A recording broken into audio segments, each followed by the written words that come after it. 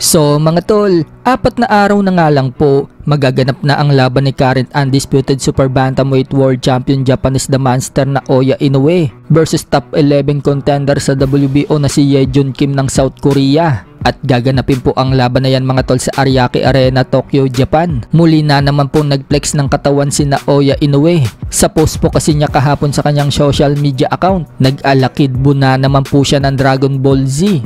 Makikita mga tol, naggrabe na ang kondisyon ng katawan ni Inoue. Suspetsya nga po ng karamihan na hindi talaga magtatagal ang Koreano kay Inoue. Mabilis lang daw itong tatapusin ni Inoue. Mahinang nilalang lang daw kasi itong Koreano. Marami nga pong hindi bumilib mga tol sa kapalit na kalaban ni Inoue. Hindi daw kasi kilala itong Koreano. Maging si Casimero, sinasabi din na saan daw kaya pinulot ng Team Inoue yung Koreano. Hindi daw kasi kilala. Sa isang post naman ni Inoue mga tol, pinakita naman niya na napakataas niyang tumalon. May nag-comment nga po dyan ng isang fan at sinabing takot pa din daw si Inoue hanggang ngayon kay Casimero. Sabay pinakita ang clip ng video ni Casimero na sumasayaw. Sa kabilang banda naman mga tol, naglabas po ang Team Martin ng old sparring ni Carl Martin sa Amerika. Hindi po pinangalanan mga tol kung sino ang naka-sparring ni Martin. Pero ayon sa kapatid ni Carl Martin na si Japit Martin, mula daw sa sikat na pamilyang boksingero ang naka-sparring ni Carl Martin. May undefeated record nga po ito mga tol na 11-0 with 5 knockouts at lumalaban sa featherweight division.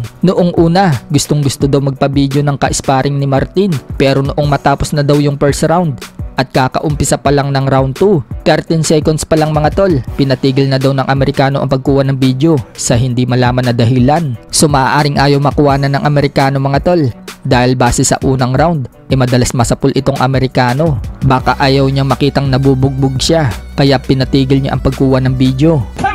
Yan, Gimes, nakababa. Yan.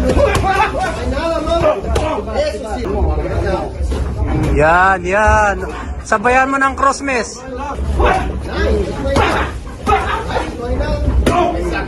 Yan, sabayan mo. No recording. Sa ibang banda naman mga tol, alam na nga po ng karamihan na matutuloy na ang isa sa pinakakaabangan ng mga boxing fans, ang laban ng Canelo Alvarez versus Terence Crawford. Marami nga po ang nagsasabi mga tol na hindi daw kakayanin ni Crawford ang lakas ni Canelo Alvarez. Base nga po sa nakalap nating balita mga tol, talaga palang maglalaban sila sa 168 pounds or super middleweight division sa timbang ni Canelo.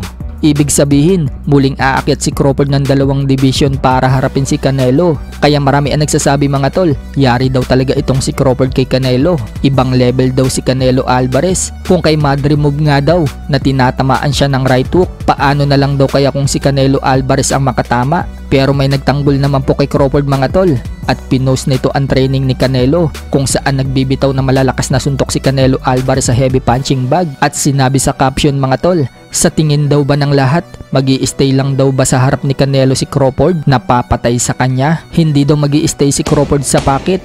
Matalino daw itong si Crawford. Napakomment nga po si Crawford sa post na yan at sinabing ang cute daw ni Canelo.